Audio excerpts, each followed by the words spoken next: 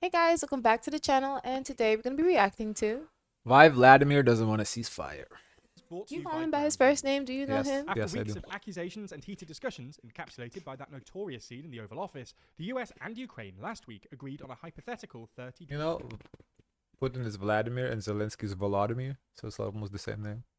His name is Vladimir? Volodymyr, yeah. Vladimir? Yeah, it's just spelled a little different, I think. day Oh. ceasefire. I never heard of Military assistance and Vladimir. intelligence sharing once paused. You know, when Honestly, I I was think that's younger... his Ukrainian spelling of Vladimir. Oh. You know, when I was I think so. younger, Let me I see. always thought the name Vladimir was such a dashing name. I thought Dashing? it's a very nice name, very strong. Because, you know, what's your nickname? Whose? Like Vladimir? Yeah. They call you Vlad. And I thought that was so cool. Because Vlad. it's like Chad. Like, that's a cool name, Vlad. No, Vovka. Vova. Oh, That's no, the here they nickname. call you Vlad. Volodymyr, yeah, his name is Volodymyr. I do think that's just Ukrainian spelling of Vladimir, though. What's Vladimir Putin's astrological sign? Really, that I'm matters? curious. It matters to me. Let me see. Is he like a Gemini or like what is he? October 7th, whatever that makes him. A Libra. Ooh, Resumed. they Then, fake. earlier this week, Russia They agreed to a ceasefire fake. in the Black Ooh, Sea and a Libra? temporary ceasefire on energy infrastructure. We never gonna see the end of this. Now, whilst all this looks positive, there are still reasons to be skeptical that Russian President Vladimir Putin will want to agree to a more comprehensive and permanent peace deal. Especially after How old this is Friday, Putin said that Zelensky He lacks looks. the He, legitimacy I to think sign a he's peace old, deal, but he's young. suggesting elections in So what Ukraine would you should be guess he held is?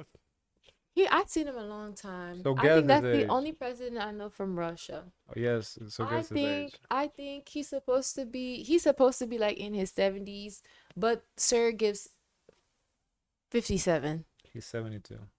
Wow. before a peace deal is signed. So in this video, we're going to look at how Putin's new ceasefire demands are essentially stalling the entire process, and why it seems that Putin He looks young. Look at his isn't face. keen on ending his war anytime soon. You look a little happy there too.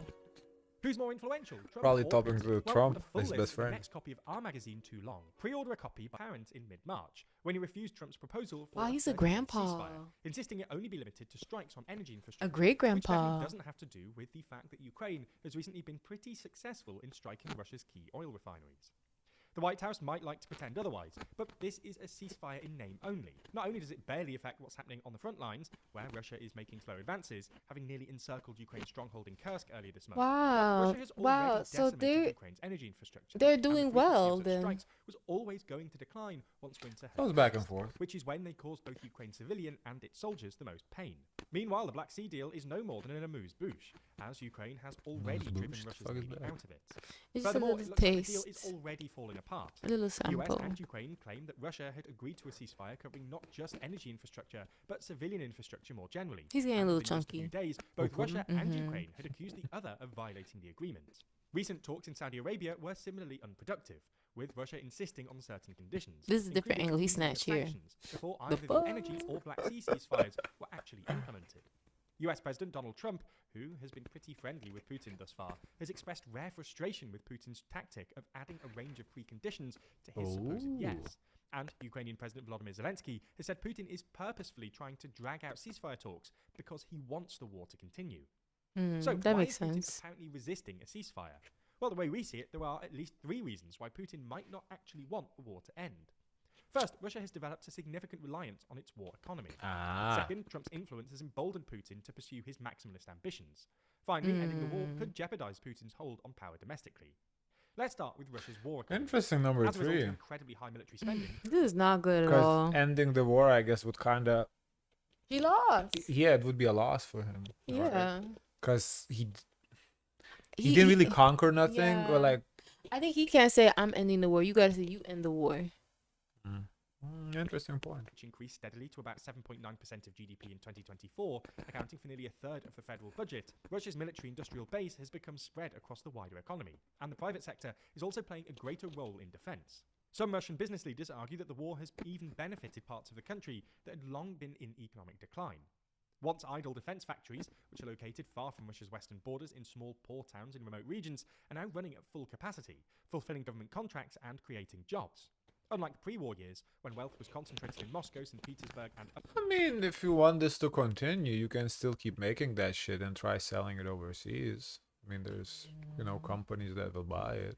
other major Not companies, they're countries. cities, state funding is now flowing the into same Russia's thing. economically depressed regions, pushing wages up and unemployment to an all-time low.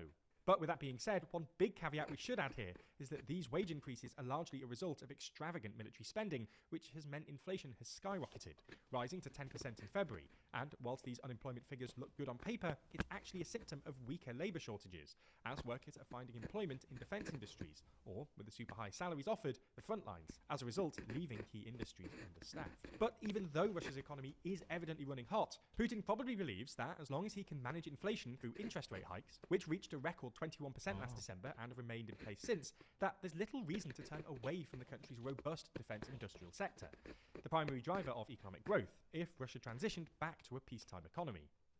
This is how to get in shape fast. The best way to boost your metabolic rate and get in shape is not keto. Second, with Trump now in power, Putin basically sees an opportunity to fulfill his maximalist war objectives: Ukraine's demilitarization and the total annexation of 4 Ukrainian oblasts. For context, Trump, who has become enthralled by the prospect of I future feel like, business deals- he's getting older. He wants to do his bucket list, What? Like this What's is on like his some of the bucket things, list? like some of the things you got to do before you die. I don't know. I think this was it for him. I don't know. I just don't see Ukraine demilitarizing though.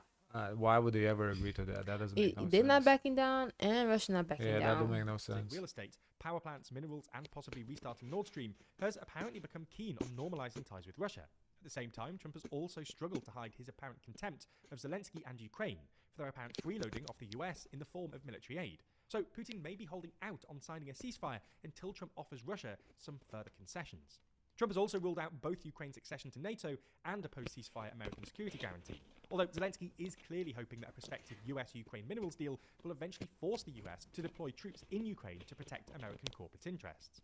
Unfortunately for Kiev, there are signs that Trump's administration could go further, if that's what it takes to get Putin to agree to some sort of deal. In an interview with Tucker Carlson in late March, Trump's special envoy Steve Witkoff opened the door on giving up all 4 Ukrainian oblasts, when he claimed that all 4 were Russian-speaking and had held referenda suggesting they wanted to be under Russian rule. Now, we should mention here Question is how legitimate were those referendums? that Witkoff couldn't actually even remember what Zaporizhia and Kherson were called, and the referenda that Russia held in these territories in the middle of a war only took place in Russian-occupied areas, so it's incredibly unlikely that they were fair. Moving on to our last reason, which is that politically speaking, the war has become a crucial tool for Putin to consolidate his power and to get rid of dissenting voices within Russian politics, particularly some of the more ultra-nationalist ones who've criticised Putin's poor handling of the war.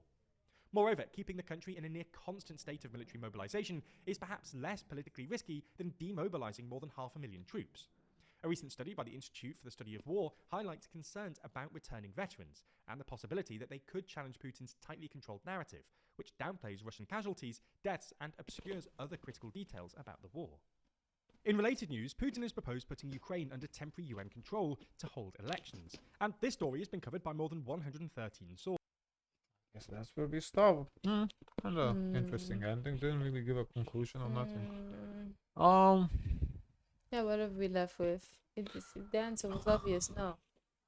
Why Putin doesn't want a ceasefire? I mean, there are 3 reasons.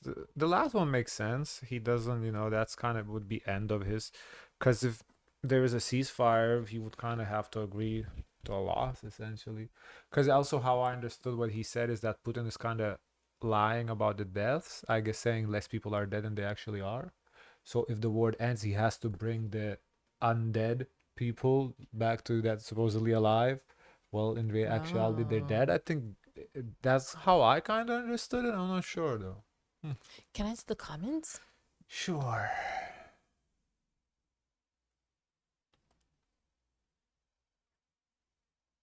It's not a ceasefire, it's a special peace operation. Okay. Water is wet. Oh. Water is actually not wet, but okay. Always like when people ask themselves, why does the dude who started a war and has no We should respect do for a human YouTube lives- video. Is water wet? Toilet found in restroom. Trump's big talk. Getting ceasefire immediately after the start of his term, he failed at it. Got played. True.